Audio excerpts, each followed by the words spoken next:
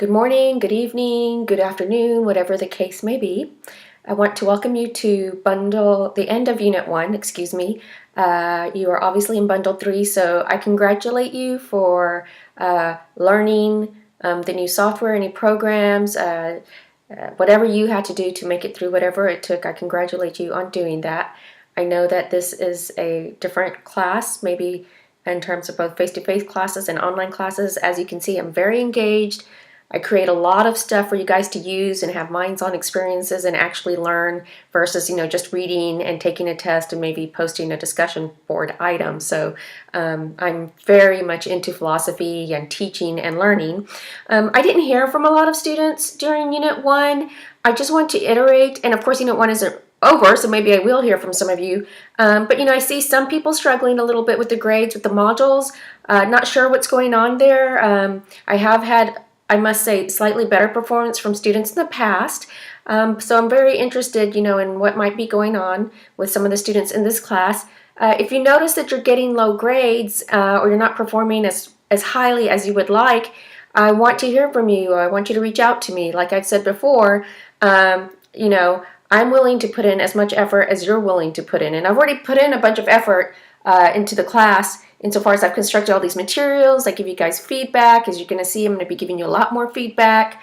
So I want you to keep that in mind. But also keep in mind that, I care about you as much as you care about you and this class. So I want to help you to the extent that you want to help me. But please, I am direct, I am frank, I have high expectations, but I'm still very approachable. I think that students find that once they talk to me, they find that, especially online, via WebEx or phone, that while I might come off as pretty stern, maybe even intimidating in writing, like in my Blackboard announcements or the syllabus, that I really do care, and I really am motivating. It's just that I have my expectations there, which I think are important. All right, so back to what I started off with, and that was making it to this bundle. We're going to wrap up Unit 1. You'll remember that we started Unit 1 with my basic definition of philosophy, which was the careful, in-depth study of basic beliefs. And we're going to be getting into the study of beliefs via our philosophers as they talk about freedom, human existence, and knowledge during Units 3, 4, and 5, of course. But of course, I emphasized my definition, and I gave you an initial introduction to 4 philosophy's branches, and I talked about the importance of and power of philosophy to excavate important assumptions in your own thinking, metaphysical and epistemological in particular. Now, after that, you'll remember that we followed up with intellectual virtue, and you'll remember that the gist that I kept iterating throughout all those lessons was that intellectual virtue, to put it crudely, is that intellectual virtue has to do with the character traits of good thinkers and good learners. Now, a lot of professors don't introduce this to their students or take time out, but I think it's incredibly important because you're in school, you're learning to think about things differently. And that's not to say that you don't already think, but you're developing your thinking, expanding your thinking, refining your thinking, fine-tuning your thinking. And every time you take a course, you have an opportunity to do something different with your thinking, to improve your thinking, to improve your ability to think about certain things. I don't think I ever gave you guys my favorite definition of critical thinking, so I'm going to give it to you now. It'll be fun. It's mind candy, as I like to tell people. So every time I go like this, I want you to say thinking. So, critical thinking is thinking while you're thinking to make your thinking better. Right. Okay, so enough of that. But yeah, so, these intellectual virtues, they are very important because you're in college to learn and think. You are a knower, but knowers are persons. And so I wanted you to think about the traits that might impact your ability to maximize your potential as a knower, as an epistemological agent, someone who's interested in the truth and pursuing the truth, especially in today's age. What was it that Trump's campaign has come up with? Alternative facts. Hey, I'm not politicizing the class here. I'm just saying that's a fact. One of his representatives said that they were giving alternative facts. Does that make sense? Epistemologists would be very concerned with this claim. They'd say, well, what is an alternative fact? Is that a coherent concept? Is anyone justified in claiming that's a coherent concept? So, there you go. You have some relevance to what's going on right now with what you've learned so far. Okay, but going back to why I introduced the intellectual virtues. I also introduced the intellectual virtues because I think it's good for you as a person, okay, and living the good life.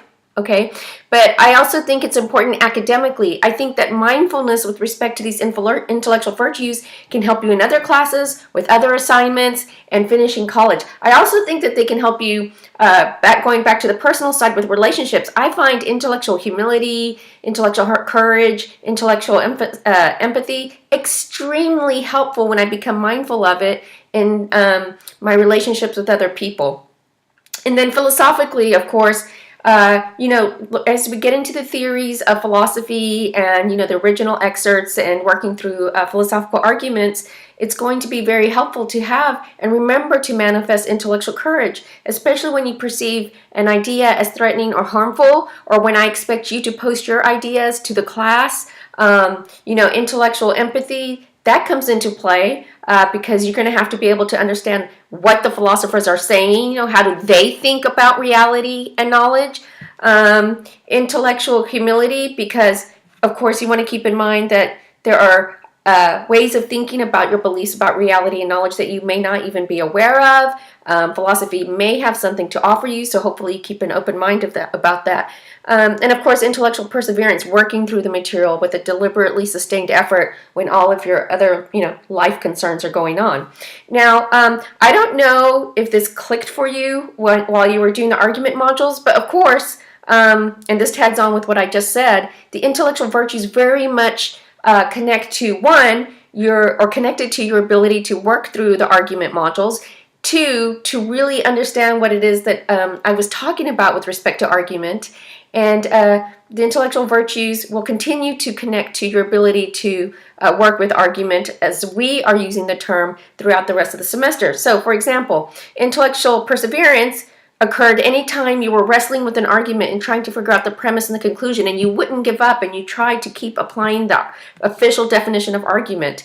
Intellectual perseverance occurred when you were doing a quiz in a module and you were saying, well, she paraphrases it here and now I've got to go find it in the original text. And of course, that takes a higher order level of thinking. It takes concentration, it takes focus, it takes discipline, it takes willpower, it takes energy. Did you know that your brain burns more energy than any other organ in your body?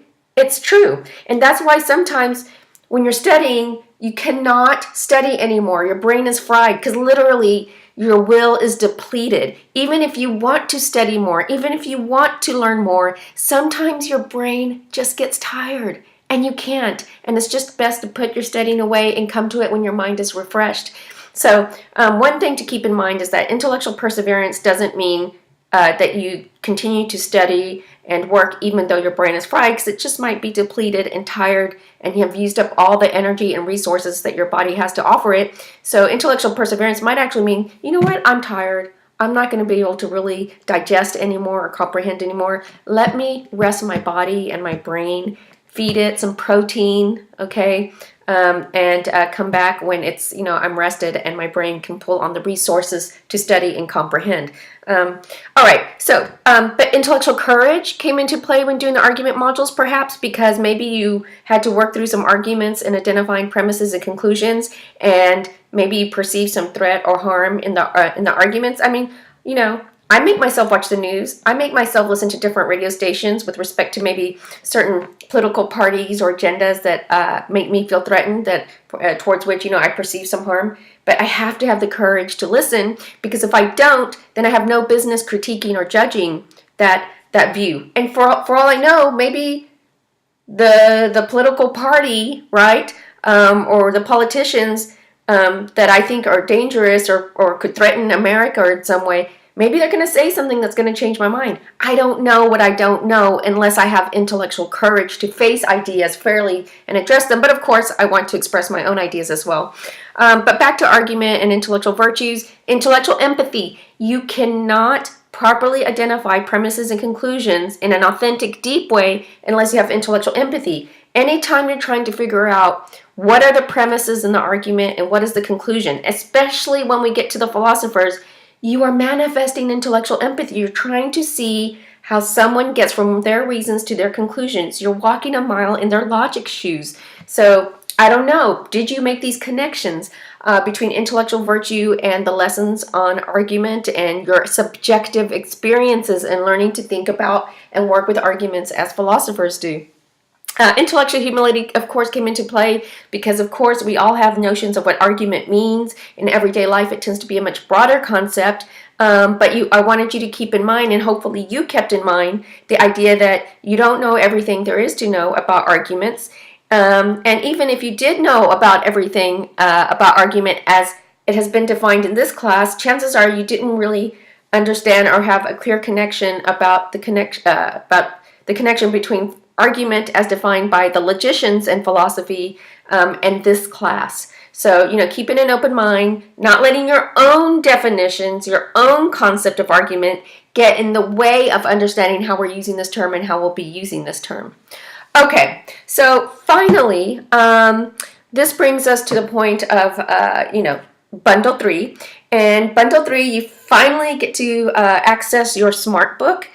So you're going to be doing your first Learn Smart activity by doing your Smart Book activity. And you're going to get a little tutorial. It's very easy. Once you access it, you'll get a little tutorial on how it works. Please continue to read all of the information in each bundle and the announcements carefully. In the reading, as I indicated earlier in Unit 1 in another video, you are going to get a wonderful introduction to philosophy from Lawhead. It's going to be more detailed. I really like how he compares philosophy, or how he connects philosophy to peanut butter, to colds, to love. He does a really good job helping you to better understanding it, and thus presenting 4 definitions, one of which overlaps with the etymological one that I gave you during Unit 1. So pay attention to that, because I'm going to want you to know what the 4 definitions are, including mine, on test 2. That's a hint. So aren't you glad you're actually watching this video? Because, of course, I don't check to make sure. You're also going to be getting some more information about, philosophy, and more of the branches. We're still going to focus on metaphysics, epistemology, and in terms of skilled logic.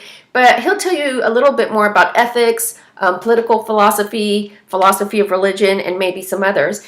And I want you to pay particular attention to how he differentiates a philosophy question or a philosophical question from some other kind of question with respect to another discipline. So how does he distinguish between a question that a psychologist is interested in and a question that a philosopher is interested in? So time for another test 2 tip. You will be sorting questions that are philosophical in nature from questions that are non-philosophical in nature. And so, for example, I might give you a question and I might say, is this question of interest to metaphysician or logicians or ethicist? And then of the same question, I might ask you, I might say a metaphysician, logician, ethicist, or psychologist. Okay, and that's looking to see, one, do you know whether it's a philosophical question or non-philosophical question, and 2, if it is a philosophical question, which branch is most concerned with it? So make sure that you could create your own flashcards. In the modules, you have to do those cards where you sort. You could create a little card game for yourself where you write down all the questions that he presents to you with each branch, and then you sort them into philosophical questions, non-philosophical questions, and then from there you could do another sort. Once you've got your philosophical questions, you could sort them into branches, and you could take your non-philosophical questions and sort them into disciplines, the other disciplines like physics and biology or psychology or sociology. So more test hints, which I like to sprinkle, and probably will include some more in some video study guides or study guide videos. All right, so yes, you are going to broaden and deepen your understanding of philosophy. And one other thing that you're going to get in the Learn Smart activity is you are going to get to learn about Socrates, or at least how Lawhead wants you to think about Socrates. You probably have heard about him. Maybe some of you remember or know of this movie called Bill and Ted's Excellent Adventure, and they call the dude Socrates. But yeah, so you're going to read a section from the chapter on Socrates, and you are going to want to pay special attention to the excerpt from Plato. Plato was a student of Socrates, and the excerpt comes from Plato's Apology, and he is supposedly representing Socrates' views.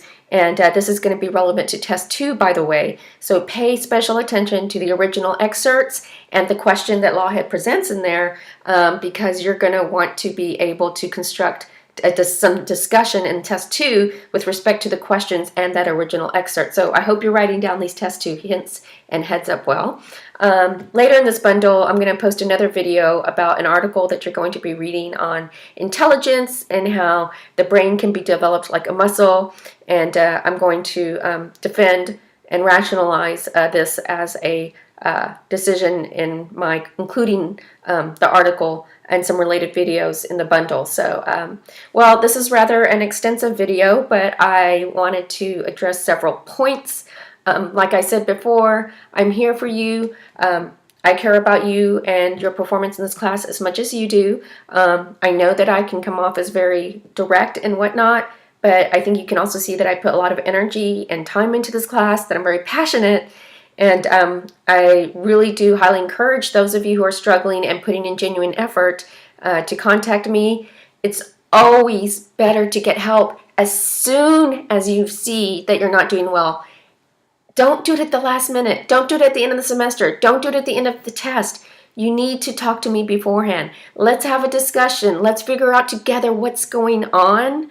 I will do it in a kind and humanistic way. I will not judge you. If you want to confess that you're reading too fast, if you want to confess that you're just scanning, let's bring it out in the open. I'll try to motivate you to not do that. So, whatever you need to work on, whatever you want to talk about it, let's have an open, honest, caring discussion. I'm up for that. And like I said, you know, I am approachable, just with expectations that are pretty high. Okay, so that's all I've got to do. At the time I'm making this video, it's my birthday. Yay! Turning 45. I'm going to go work out and maybe come do another video because, well, I like making these videos for you guys. So what better way to spend my birthday? Bye!